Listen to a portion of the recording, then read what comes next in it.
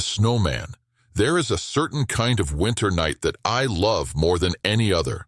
The air is crisp and still. The stars shine like pinpricks in a velvet sky, and the snow on the ground glows softly under the moon, as if it remembers the daylight it held.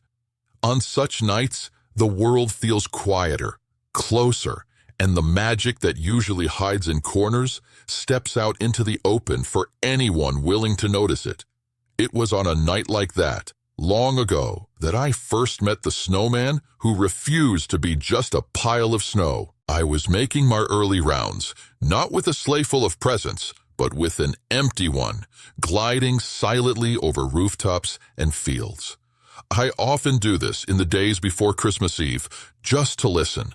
The world speaks in many ways, in laughter echoing from houses, in the sighs of those who are lonely, in the letters children write and tuck beneath pillows before they're brave enough to send them.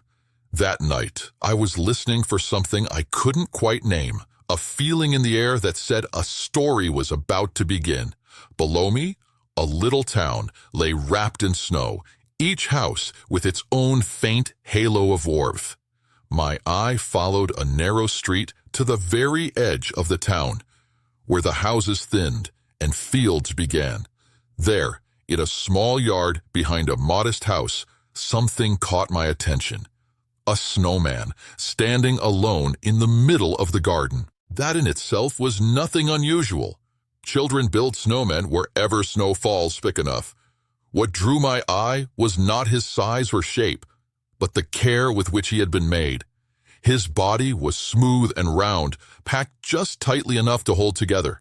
His eyes were two polished river stones that gleamed in the moonlight. His nose a crooked little carrot. His smile made from pieces of dark bark arranged with great tenderness. A mismatched scarf was wrapped around his neck, and on his head sat a slightly frayed hat, tilted at a jaunty angle. He radiated something that I recognized better than anyone: hope. Whoever had built him had poured a wish into every handful of snow. I guided the sleigh lower, letting it drift toward the clouds above the yard. The reindeer snorted gently, their breath forming small clouds in the air. From this closer view, I saw the maker of the snowman, a child, standing a few steps away, boots half buried in drifts, gloved hands thrust deep into pockets. It was a boy, no more than 8 or 9, with a cap pulled down over his ears and cheeks rosy from the cold. He was looking up at the snowman with an expression so serious and intent that it made me pause. This was no casual creation. This boy had made a friend. For a long while, he said nothing. He just stood there, breathing little puffs of mist into the air. Then, softly, he spoke. "If you were real," he said, "I would never be lonely again." The words were simple, but they struck something deep in my chest. I leaned on the edge of the sleigh and listened. "Everyone says I'm too old to pretend," he went on, voice low. "They say I should stop talking to things that can't talk back. But I don't care. I don't want more toys this year. I just want someone to be with. Someone who doesn't get too busy or too tired or too sad." He looked down at his boots, pushing a bit of snow with a toe. "Mom works so much now. Dad is gone. Everyone says he's somewhere better, but it doesn't feel better. The house is quiet. I try to be brave for Mom, but sometimes I don't know how. So if you could be real, just for a little while." He stopped, swallowing hard, and reached out to touch the snowman's arm. "I'd tell you everything. There are some wishes that float past me lightly, like snowflakes, sweet but fleeting. And then there are wishes that land heavy, like a hand on your shoulder. This was one of those. The kind of wish that doesn't ask for riches or spectacle, but for something all hearts crave: to not be alone. I felt the magic stir around us, that deep, old magic that is at the core of Christmas. It is not mine alone. I only serve it. It is the magic that moves when love is needed, when kindness is possible, when a child's longing is so pure that the world itself seems to lean closer to listen. Gently, I guided the sleigh lower still until the reindeer's hooves nearly brushed the tops of the trees. The lantern at the front of my sleigh glowed a little brighter, casting a golden shimmer over the snowman's face. The boy shivered and glanced up at the sky, sensing something, though he couldn't quite see me. He looked back at the snowman, and for just a heartbeat, the air around them seemed to vibrate, as if the whole yard had taken a deep breath. Then, ever so slightly, the snowman's head tilted. It was the tiniest movement, enough that someone less attentive might have blamed it on the settling snow or a trick of the wind.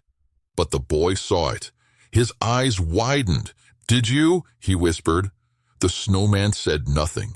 His coal bark smile remained fixed, but his eyes, those rounded stones, seemed brighter, more alive. The boy stepped closer. "If this is a dream, please don't let it stop yet." I did not give the snowman a voice like yours or mine. That would have been too much, too startling, and besides, not all conversations require words. Instead, I nudged the magic a little further, and the snowman slowly raised one stick arm, stiffly pointing toward the sky, then toward the boy's house. The boy turned to look at the dark windows of his home. A single light burned in one room. He knew which one. His mother's. She was awake, working late again or sitting with her thoughts. The snowman's arm creaked as it lowered, then lifted again, this time pointing at the boy's chest. The boy frowned, trying to understand. "You want me to go inside?" The snowman remained still. "To talk to Mum?" A gust of wind blew just then, rustling the branches and tugging at the scarf around the snowman's neck. The scarf fluttered and then settled again, as if nodding. The boy's shoulders slumped. "But she's tired, and I don't want to bother her. Besides, I'm supposed to be big now. Big boys don't cry. They don't say they're scared. They just manage." I felt another ache then, one I have felt in countless hearts. The burden of being strong too soon, of thinking you must swallow your sadness to protect the ones you love. It is a heavy weight for small shoulders. The snowman took one tiny step forward. The sound was soft, but unmistakable. The crunch of snow under snow. The boy gasped, stumbling back a little, eyes round with wonder and fear. The snowman's body wobbled, but held. He lifted his arm again and pointed once more at the house, then, slowly, held both arms open, not wide, but enough to suggest an embrace. "You think she needs me too," the boy whispered. "Not just me needing her." The snowman's cold smile did not change, but the feeling in the air did. The boy's heart understood what his mind was only beginning to grasp, that his mother's strength might also be loneliness, that her silence might also be pain, that she too might be waiting for someone to say, "I miss him, I miss us, I'm scared." Tears burned in the boy's eyes, blurring the moon, the snow, the snowman's face. "If I go," he said, voice trembling, "will you still be here when I come back?" The snowman did not move. "I'll pretend that means yes," the boy decided. He stepped forward, wrapped his arms as far as he could around the snowman's cold, solid middle, pressing his face into the icy scarf. For a moment, he simply stood there, hugging the cold so fiercely you would think it could become warm. The snowman did not hug back, but he did not need to. It was enough that he stood and listened. "I wish you were real," the boy whispered into the fabric. "But thank you for listening anyway." Then with a shuddering breath, he let go, turned, and trudged through the snow toward the house. I followed him with my gaze as he climbed the steps and opened the back door, letting a rectangle of warm light spill out over the frozen ground. He hesitated at the threshold, then stepped inside. The door closed softly behind him. Silence returned to the yard. I turned my attention back to the snowman. Already, the magic that had stirred him was settling again. He would not move anymore that night. He would stand as all snowmen do, still, patient, watching. But something had shifted. From inside the house came muffled sounds. Footsteps, a chair scraping, a voice, another voice, and then, faintly, the unmistakable sound of someone finally crying who had held it in too long. A mother, a child. Tears shared instead of hidden. I cannot repeat every word they said to each other that night. Those moments belong to them. But I can tell you that for the first time in many months, the house was filled not with the quiet of avoidance, but with the soft, painful, healing noise of two hearts being honest. They spoke of the father who was gone, of the ways they missed him, of the fear that talking about him would make the sorrow worse when, in truth, silence had only made it heavier. Outside, the snowman kept his post. If you had walked by, you would have seen only a statue of snow beneath a pale moon, just like any other. Yet I knew that in the memory of one boy and one mother, he would always be more than that. He would be the companion who coaxed a brave conversation into being. I stayed a while longer, listening. Eventually, the voices inside grew calmer. The light upstairs turned off, and the house settled into a different kind of quiet, one threaded with connection instead of distance. I looked back at the snowman and smiled. Not all friends must stay forever to matter. Some appear only for a season or for a single night to help us take one step we were afraid to take alone. A snowman will melt when the sun grows strong, but the courage that rose in that yard, the love that found its voice in that house, those will remain long after winter has gone. Over the years, I have seen many snowmen across the world. Tall, lumpy, crooked, perfect, leaning, ridiculous, magnificent. Some have carrot noses, some have buttons, some have stones.